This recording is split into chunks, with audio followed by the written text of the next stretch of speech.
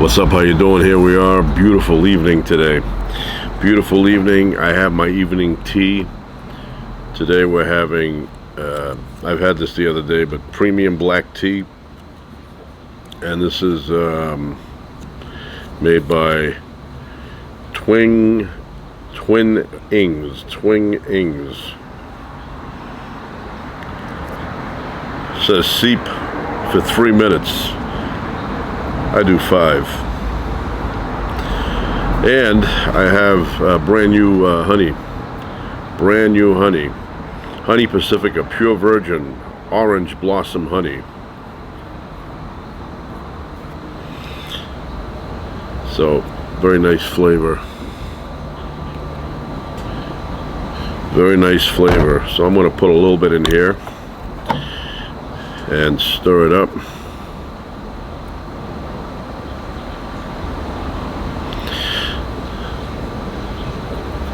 Good enough.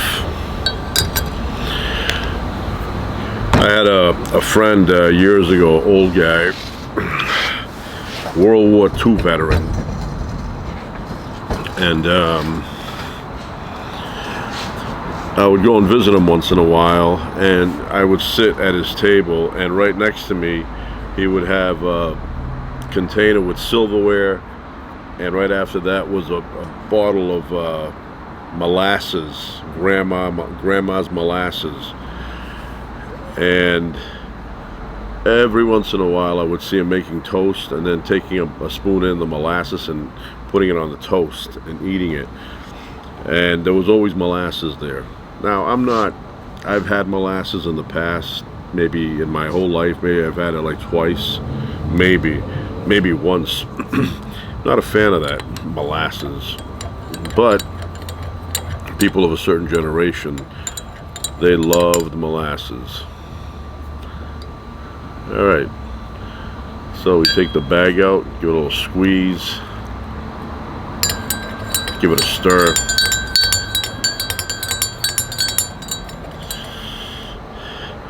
I like good quality honey. I'm like a bear. So I was thinking today about malls.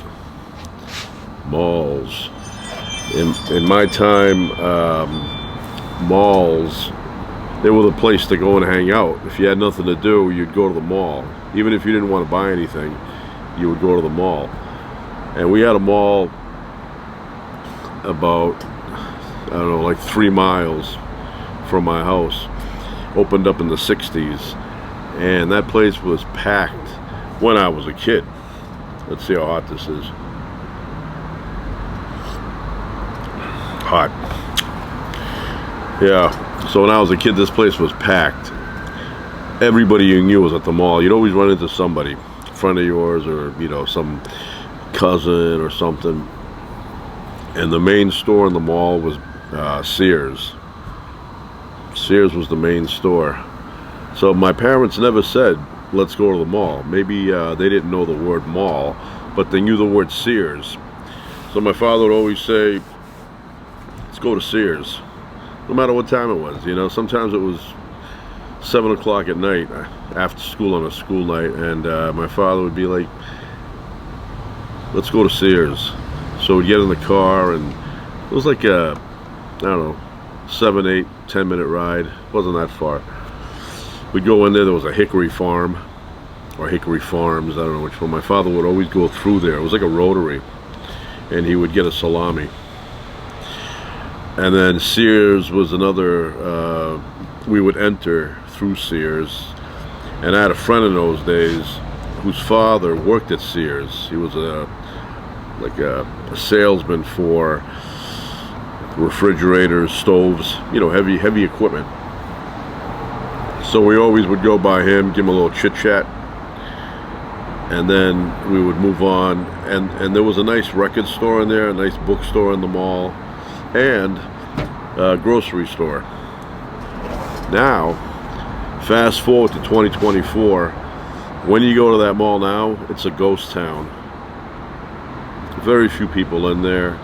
And another thing, in the old days, Sears had it's like a little diner in the front, a little restaurant. you'd go in there, and they always had good tasting burgers and fries. So this old man that I knew back in the old days, he used to work at Sears when he was a lot younger, and so that was kind of like his favorite store, Sears. And every once in a while he would say to me, called me Nicky Boy. He would say, Nicky Boy. Felt like I was on the Waltons. He would say, you want to go up Sears and get a burger? So we'd go up there. It was very good. Good burger. And there was another place called Kresge's. These are old places. They don't exist anymore. Kresge's. And Kresge's had a counter in the front where you could get a burger. So I remember one time when I was a kid, he took me to Kresge's. And he ordered burgers, a couple of burgers, one for me, one for him, some fries. And the ladies that worked behind the counter, they were like women from, I don't know, like they hit their prime in the 40s. Older women.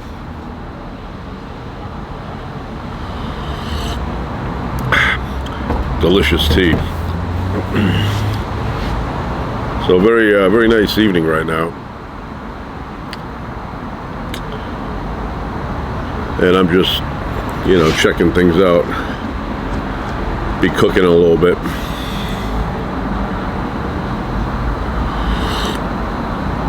But it's amazing to me how the malls are no longer busy, because everybody buys online now. You really don't buy on in a physical store. But yeah, Sears was the king when I was a kid. Sears ruled. Sears and Roebuck. And I'll tell you this right now, Sears and Roebuck, not a bad store, and that friend of mine whose father worked there, I would notice my friend always had, what are those pants called, Toughskins? Sears had its own brand of pants. Everything he wore on the back, it said Toughskins. I guess his father got a discount, so, but yeah. Now you go by, there's a few Sears stores left. Matter of fact, was it like maybe 4 years back, I took my daughters to a Sears just to show them. And they had good tools. Craftsman. I know the brand still exists. I think Lowe's took it over, bought it. But they also had decent clothes. They had Levi, Strauss, decent shirts. That was the place we would go for, back to school shopping for clothing when I was little. My father would say, you guys, you need any clothes for school? And we'd say, yeah, of course. What do you think, going to wear last year's stuff? So we'd go to Sears, and we'd get these nice bags, and we'd leave Sears with all this new stuff.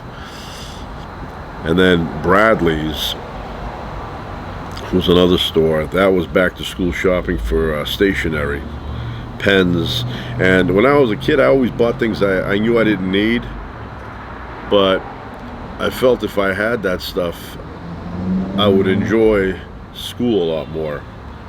So I bought these organizers with folders and had loose leaf sheets in there.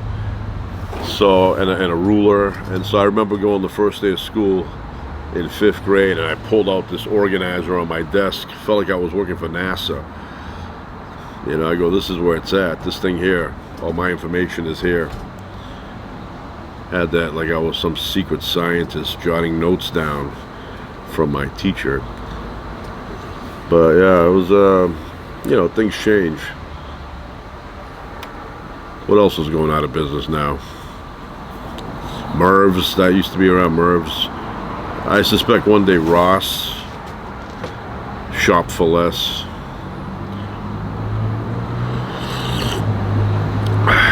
And in my younger days, I didn't know anything about Home Depot or Lowe's.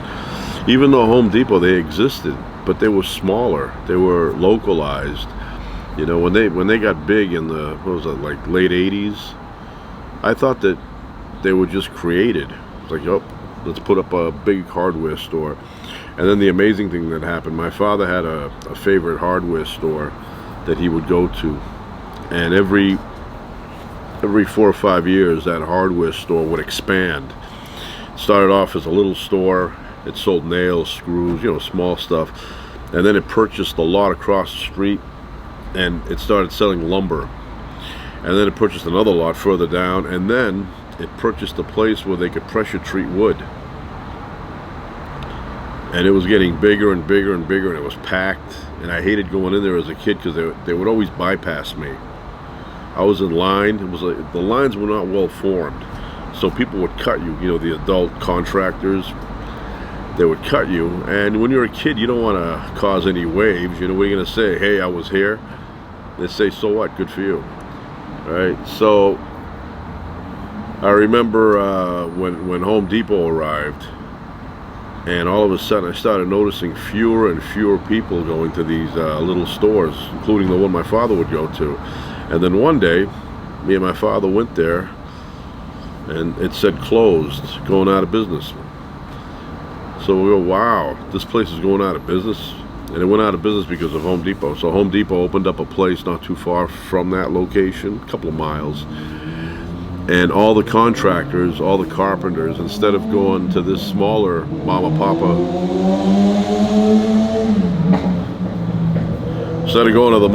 hardware store, they ended up going to Home Depot. It had more things, one stop, you'd get everything you needed in there. Man, everybody's going home to mama. So one day we were at Home Depot, me and my father, and he saw one of the owners of the old hardware store. And he says to him, hey, what are you doing here? He goes, what do you think? He goes, this is the reason why we closed down. So he goes, now I'm here. I go, wow, it's amazing. I mean, and they were so successful. And then they just went down the tubes. In a matter of probably a year and a half, it shut them down. That's how it is. Big fish eat the small fish. And then another place, it was like a miniature Home Depot. In those days, it was Grossman's. My father would say, let's go to Grossman's, and I was like in the car before he would get down. I wanted to go there and check out the tools and check out the sheetrock. So we'd go up there, and they had those big carts you would push. You'd load them up with plywood or 2x4s, and then my father would throw them in the station wagon.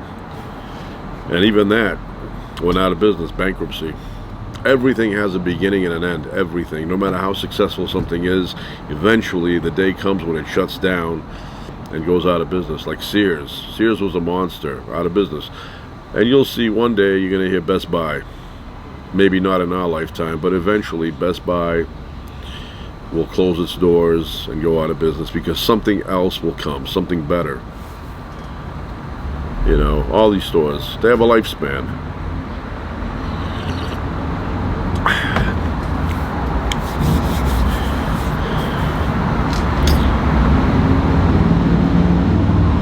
Everybody's on the road right now. A little Harley Davidson over there.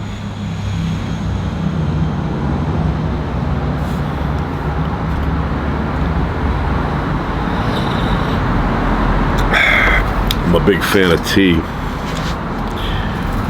I could drink, I don't know, 10 cups of tea a day. I don't, but I could. Perfect temperature right now. Not too hot, not too cold. It's in the Goldilocks zone.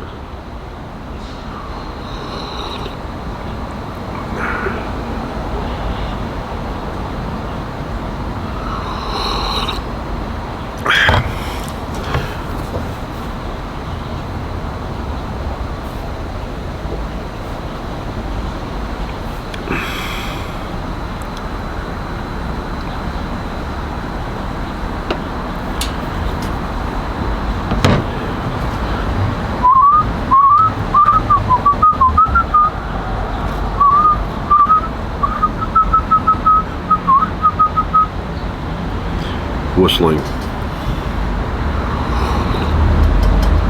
Started whistling in the first grade. One day it was raining in the morning. It was raining, and that school that I was in, first grade, they wouldn't let kids in, until the bell rang. So usually we would run around outside, play Relivio. But that day was raining, so they had the doors open and they let us in. But they told us to wait on the staircase going up, the stairwell going up to the first floor. So as I'm sitting there and I'm a little bit damp, I'm doing, and I couldn't whistle. I was getting a little frustrated. And then all of a sudden I did, and I was a little bit amazed. I go, how did I do that? And then I tried again, I couldn't do it. And then finally I figured out where my lips should be when I'm blowing out. So that's when I learned how to whistle. And I had a friend of mine, his name was Paul. He was like a year younger or so, maybe a little bit more, but yeah, a year younger. And he learned how to whistle about a week before me. And he was whistling in reverse. Like, instead of blowing out, he was pulling in. He was going. And I'm like, that's like cheating. That's not a real way to whistle. I didn't want to learn that way. I mean, imagine constantly doing that. That's not right. So I learned how to do it the right way, and then I can whistle with my fingers, but not going to do that right now.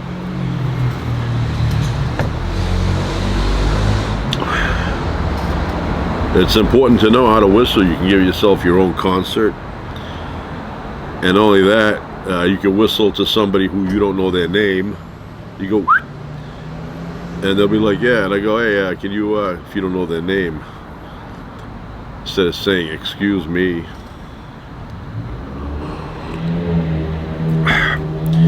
Anyway,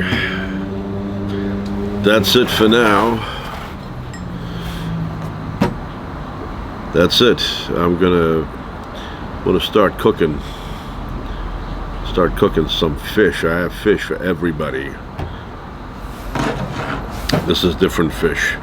This is sole, not Korea, just sole.